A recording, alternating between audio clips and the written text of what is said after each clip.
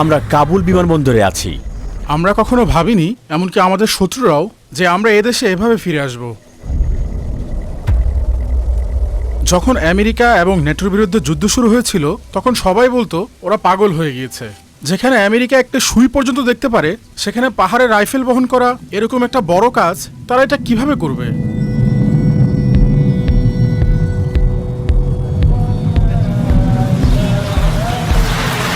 তালেবান কারা? তালেবান বলতে কি বোঝো?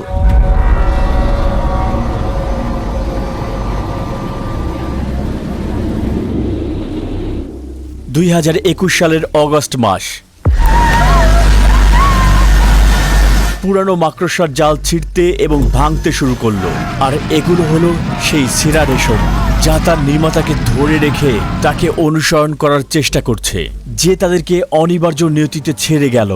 আমাদের নিশ্চয়ই মনে আছে আমেরিকার বিমানের কথা। 2021 সালে যখন এটা উড্ডয়ন করছিল তখন আফগানরা আরোহণ করতে চেয়েছিল। 2021 সালে কি ঘটেছিল এই বিমানবন্দরে সবার নিশ্চয়ই মনে আছে।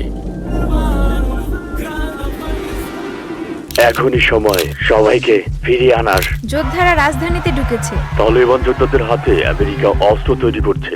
এরা হলো যুক্তরাষ্ট্র ও তার মিত্ররা। আফগানিস্তান দখলের 20 বছর পরে তালেবানদের হামলা থেকে বাঁচতে তারা নিজেদের জিনিসপত্র গুছিয়ে নিয়ে আফগানিস্তান থেকে পালানোর জন্য তাড়াহুড়া করছে। 3 লক্ষ আফগান নিরাপত্তা ও সামরিক কর্মী, একজন প্রধানমন্ত্রী এবং সংসদ যেন এক মাকড়সার জাল, যা রাতারাতি ভেঙে অদৃশ্য হয়ে গেল এবং গায়েব হয়ে গেল। কি এমন গল্প লুকিয়ে আছে আফগানিস্তানে? সেই রাতে আমি কাবুলে ছিলাম। এটা আমার জন্য বেশ খুশি সংবাদ ছিল। যখন আফগানিস্তানের রাজধানী কাবুল থেকে শেষ সৈনিক এবং বিমানটি আকাশে উড়ে গেল তখন আমি ভীষণ আনন্দ পেয়েছিলাম। বেশ মনে পড়ছে, সৌভাগ্য হয়েছে যা আমি জীবনে কখনো দেখিনি।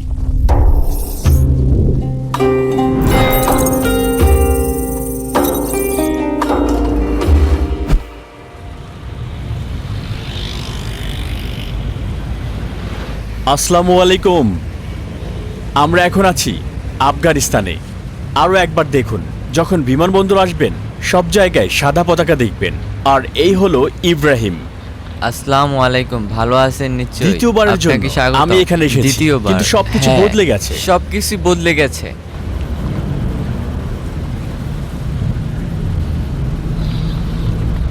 আমরা কাবুলে পৌঁছে গেছি। না ভাই, আপনি তো এখনো পৌঁছাতে পারেননি। একটা অন্যরকম অনুভূতি, যেন আরাম এবং শান্তির অনুভূতি। অন্যরকম। প্রথমবার ভয় পেয়েছিলাম, আর এখন এখন সব ঠিক আছে। মনে হচ্ছে সবাই আপন। যখন মার্কিন বাহিনী এবং আমেরিকানরা এদেশ থেকে চলে গেল সবাই বলল কাবুলের বিজয়। তারা সবাই পাহাড়ে থাকতো। আর এখন আপনাদের কেমন লাগছে? আপনারা পাহাড়ে ছিলেন আর এখন শহরে আছেন। নিজেদের সরকার, ইচ্ছে মতো ঘুরতে পারেন।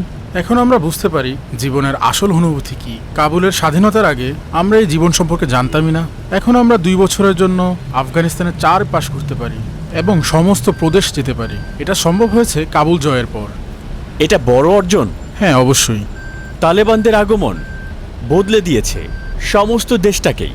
আস্তে আস্তে সব পরিবর্তন হবে, কারণ সব নষ্ট হয়ে গিয়েছিল। মাগরিবের নামাজের পরে আগে মানুষ ঘর থেকে বেরোতেই পারতো না, তারা ভয় পেত। আগে হ্যাঁ, আমরা প্রায় 20 বছর ধরে আমাদের স্বাধীনতার জন্য লড়াই করে আসছি। যে করেই হোক ফিরে পেতে হবে। 20 বছর ধরে, তাই না? হ্যাঁ। এই স্বাধীনতার জন্য 20 বছর যুদ্ধ করেছে। স্বাধীনতা এবং ইসলামী জীবন প্রতিষ্ঠার জন্য। এই দেশটিতে আগে শান্তি ছিল না। আমি পূর্বে এসে ভয় পেয়েছিলাম। এটা আমেরিকান দূতাবাস, এখন খালি, একেবারেই খালি। শুধু তাই নয়, ওটার ভিতরে একটি নেটো ঘাঁটিও রয়েছে। আমি সেখানে গিয়েছিলাম। দেখুন, মার্কিন দূতাবাস, তারা পালিয়েছে। মার্কিন দূতাবাসের দেয়ালে লেখা আছে আফগানরা আল্লাহর সাহায্য নিয়ে আমেরিকাকে পরাজিত করতে পেরেছে। আসলেই তাই। তারা হেরে গিয়েছে। আমেরিকা পালিয়েছে এবং অক্ষম। এই দেশে অনেক পাহাড় রয়েছে।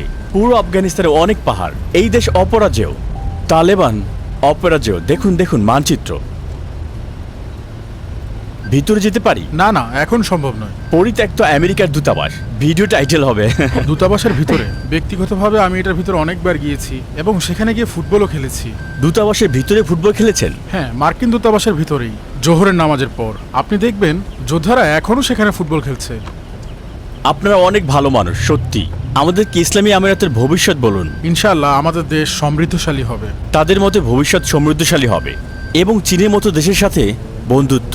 শুধু চীনের সাথেই নয়, আরও আছে। আমরা চাই সব দেশের সাথেই ভালো সম্পর্ক করতে। হ্যাঁ, ভালো সম্পর্ক হোক। জানেন এটা কার বাড়ি?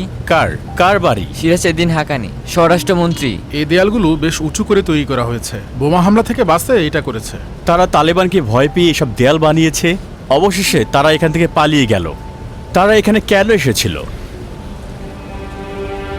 এটা ইসলামী আমিরাত। পতাকা বদলে গেছে। এখন সাদা পতাকায় পরিবর্তিত হয়েছে। এটা সুন্দর। একটি সাদা পতাকা, তাতে লেখা আছে আল্লাহ ছাড়া কোনো মাবুদ নেই। তাদের নিজেদের প্রমাণ করার সুযোগ আছে। দেখুন, আমাদের ড্রোন চালানোর পারমিট আছে। এটি একটি সরকারি দেশ। কিছু দেশে আপনি এই পারমিট দাবি করতে পারেন।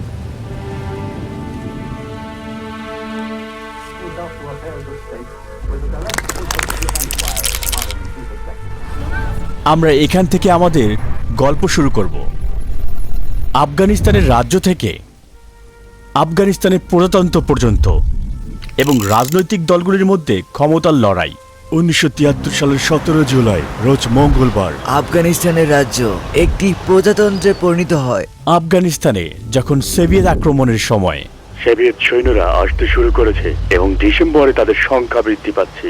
এই আক্রমণ শান্তির পক্ষে হুমকি হয়ে দাঁড়িয়েছে। সোভিয়েত আক্রমণের যোদ্ধাদের প্রতিরোধ আফগানিস্তানের কমিউনিস্ট সরকারের জন্য হুমকি। ওখানের জমিটি তোমাদের, একদিন তোমরা ওখানে ফিরে যাবে, তোমাদের মসজিদ এবং বাড়ি ফিরে পাবে। আল্লাহ তোমাদের পাশে, কারণ তোমাদের যুক্তি ঠিক আছে। আফগানিস্তান থেকে ইউএসএসআর এর পরাজয় এবং প্রত্যাহারের জন্য কমিউনিস্ট আফগান সরকারের সাথে সোভিয়েত ইউনিয়ন আনুষ্ঠানিকভাবে সৈন্যদের আফগানিস্তান থেকে ফিরিয়ে নিচ্ছে। আফগান জনগণদের সমর্থনের মধ্য দিয়ে তাদের স্বাধীনতা সংগ্রামে একাত্ম হলাম। যোদ্ধাদের মধ্যে শুরু হয়েছিল ক্ষমতার লড়াই। নেতৃত্ব গেরিলা যুদ্ধে খুবই গুরুত্বপূর্ণ। ইসলামী বিজ্ঞানের ছাত্রদের দ্বারা তালেবান সৃষ্টির জন্য পাকিস্তানে পশতুন থেকে এবং কাবুলের উপর তালেবান শাসনের সৃষ্টি হয় 11 সেপ্টেম্বর 2001 সাল পর্যন্ত। আজ মার্কিন যুক্তরাষ্ট্র লিখিতভাবে তালেবানদের প্রতি এই দাবিগুলো তোলে। আফগানিস্তানে আমেরিকার দখলদারিত্ব, তালেবানদের পতন ঘটানো এবং পাহাড়ের স্থানান্তর। এরপর আমেরিকা ও মিত্রদের বিরুদ্ধে যুদ্ধ শুরু হয় এবং আফগান সরকার দ্বারা মার্কিনীদের 20 বছরের জন্য নিযুক্ত করা হয়। মার্কিনীদের পরাজয় এবং প্রস্থান, কাবুল এবং তালেবানদের বিজয়ের মাধ্যমে 20 বছরের যুদ্ধের অবসান ঘটে। আফগানিস্তানের 20 বছরের যুদ্ধ আমেরিকা শেষ করলো। এটা ছিল আমেরিকার ইতিহাসে সবচেয়ে দীর্ঘ সময় ব্যাপী যুদ্ধ। এখানে যে পুলিশ সদস্যরা দাঁড়িয়ে আছে তারা সবাই তালেবান। হ্যাঁ, তালেবান। এটাই বর্তমান আফগানিস্তান। কাবলি পোলাও। পশতুন, আপনারা সবাই পশতুন? হ্যাঁ, পশতুন। আমি পাশতুন উপজাতি থেকে এসেছি। খুব ভালো। আমি উজবেক থেকে। সবাই ভাই ভাই। হ্যাঁ। মাশাআল্লাহ। এখানে কোনো বর্ণবাদ নেই। নেই? সবাই ভাই। ভালো। হ্যাঁ, ঠিক। সত্যি। ঠিক আছে, আমাকে বলুন, তালেবান শব্দের অর্থ কি ছাত্র? হ্যাঁ। তারা ছাত্র? হ্যাঁ, তারা ধর্মীয় বিদ্যালয়ের ছাত্র। তুমি একজন ছাত্র? হ্যাঁ, আমিও একজন তালেবান এবং ছাত্র। এই রাস্তাগুলো নামকরণ করা হতো যুদ্ধের নেতাদের নামে। তালেবানরা এসে সেটা বদলে দিয়ে নবী সাল্লাল্লাহু সাল্লাম এবং খলিফাদের নামে নামকরণ করে এবং কিছু কিছু রাস্তা সাহাবীদের নামেও করা হয়েছে।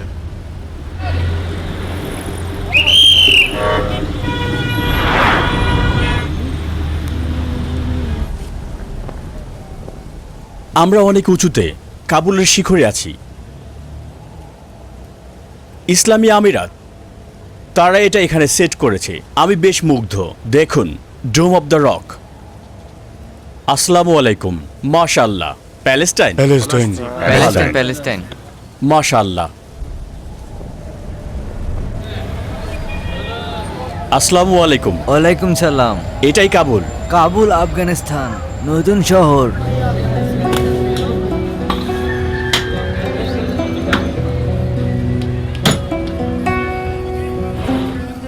মুরগির দোকান। সে মুরগি জবাই করবে? হ্যাঁ, আপনার জন্য। না না না, ধন্যবাদ, লাগবে না লাগবে না। আপনি আফগানিস্তানে এসেছেন, তাই জবাই করবে। না না ভাই, অনেক ধন্যবাদ। একজন আমার জন্য একটি মুরগি আর একটি ভেড়ার বাচ্চা জবাই করেছে। সবাই আমন্ত্রণ করছে। কি হচ্ছে এগুলো? আগে এখানে মানুষ এভাবে রাস্তায় কখনো হাঁটতে পারতো না। আমি 2 বছর আগে এসেছিলাম, কিন্তু এখানে হাঁটতে ভয় পেতাম। সব ঠিক তো? বিসমিল্লাহ। বাই এখনো তাদের চোখে আপনি কষ্ট দেখতে পাবেন। তারা পৃথিবী থেকে বিচ্ছিন্ন। এটা ইসলামী বই, মনোবিজ্ঞান, এগুলো সবই মনোবিজ্ঞান। এটা ইতিহাস। ইতিহাস হ্যাঁ, ইতিহাস। তালেবানদের। তালেবান না, এখানে তাদের ইতিহাস নেই। এই সেলিম। এই হোটেলে আজ রাতে থাকবো। 5 তারকা। হ্যাঁ, 5 তারকা। 5 তারকা হোটেল। এটা এখানের একটি বড় হোটেল, ক্যাফেও আছে। দারুণ তো।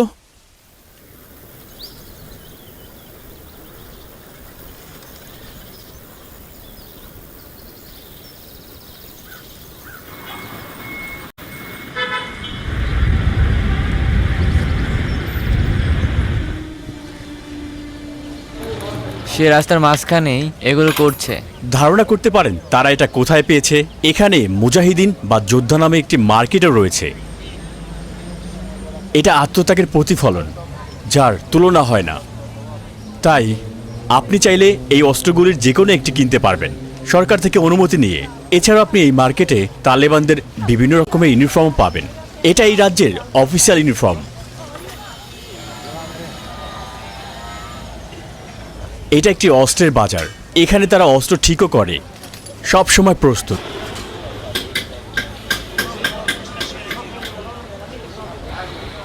সব সময় সঙ্গে অস্ত্র। মনে হয় সরে যাওয়া ভালো। সব সময় যুদ্ধ করার জন্য প্রস্তুত। কিন্তু প্রশ্ন, কিভাবে তালেবান সরকার 20 বছর ধরে যুদ্ধের পর এমন একটি ক্ষতির সম্মুখীন হওয়া দেশকে পরিচালনা করবে? নিশ্চয়ই সময় লাগবে। গতকালই একজন যুবক আমাকে বলল সে কি করবে জানে না, সে লড়াই করতে চায়। অনেক সুন্দর পোশাক দেখুন, এগুলো ব্যক্তিগত রক্ষী। আরেকটি ইউনিফর্ম। তারা নিজেদের প্রমাণ করতে চেষ্টা করছে, কিন্তু তারা এখনো নিজেদের প্রমাণ করতে পারেনি, বিশ্বের কাছে দেশ হিসেবে স্বীকৃতি পায়নি। এগুলো সামরিক বাহিনীর জন্য। এগুলো চাইলে সবাই নিতে পারে। সবার জন্য। এই ছবি সব জায়গায় দেখা যায়।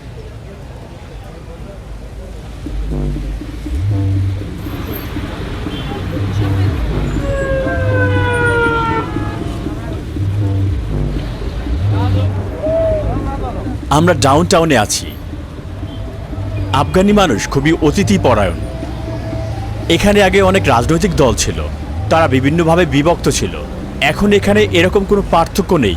এখানে এখন শুধুমাত্র তালেবানদের শাসন চলছে। তারা জায়গাটি নিয়ন্ত্রণে নিয়েছে এবং সুরক্ষিত রেখেছে। এখন এখানের মানুষ নিরাপদে বাইরে হাঁটতে পারে। 20 বছরের বেশি এই ক্ষমতার লড়াইয়ের পরে একটি প্রায় ধ্বংসপ্রাপ্ত দেশের তারা নিয়ন্ত্রণ নিয়েছে। আসসালামু আলাইকুম। এটা হচ্ছে একটি ফোনের বাজার। আসসালামু আলাইকুম। আসসালামু আলাইকুম। এখনো সব ঠিক হয়নি। এখানে রাস্তার ট্রাফিক ঠিক হয়নি, গাড়ির নাম্বার প্লেট নেই, কোনো আন্তর্জাতিক সহায়তা দরকার। তারা সবাই প্রান্তিক জনগোষ্ঠী। এটা আফগানিস্তানের সাধারণ দিন। এখানে রাস্তায় কেউ ভ্যান বা ঠেলা নিয়ে দাঁড়ালে তাদের ব্যত্রাঘাত করা হয় চাবুক দিয়ে, এমনকি সতর্ক করা হয় না। ভাই, কথা বললে কাজ হয় না। আমরা আছি কাবুলের মান্দাই বাজারে। এটা কাবুলের সবচেয়ে বড় বাজার।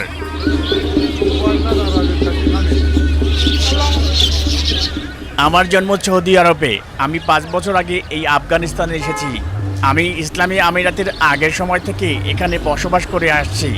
আগে এখানে আমাদের জীবন খুবই বিপন্ন ছিল, চোর, বিস্ফোরণ এবং ডাকাত ছিল। এখন আফগানিস্তান ইসলামী আমিরাতের দখলে আছে। পরিস্থিতি এখন 80% ভালো হয়ে গেছে। চা হবে? তিনি আমাদের চা খেতে বলছেন। একটি চমৎকার দেশ।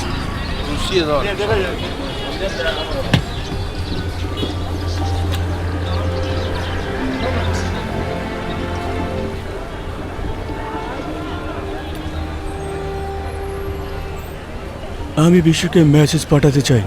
আসুন দেখুন কেমন আছে আফগানিস্তান।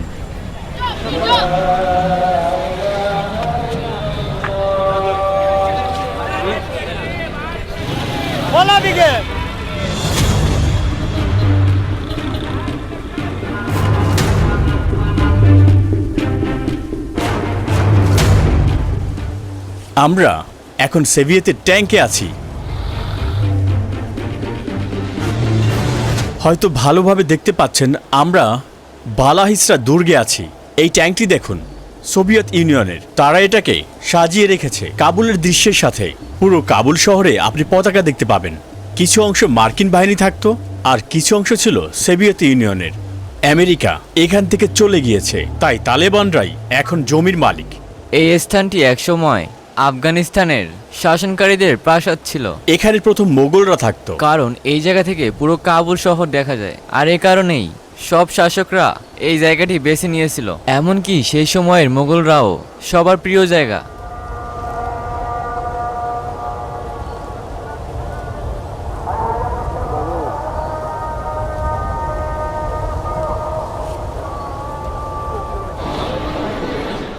এটা আফগানিস্তানের অন্যতম সুন্দর একটি শপিং মল।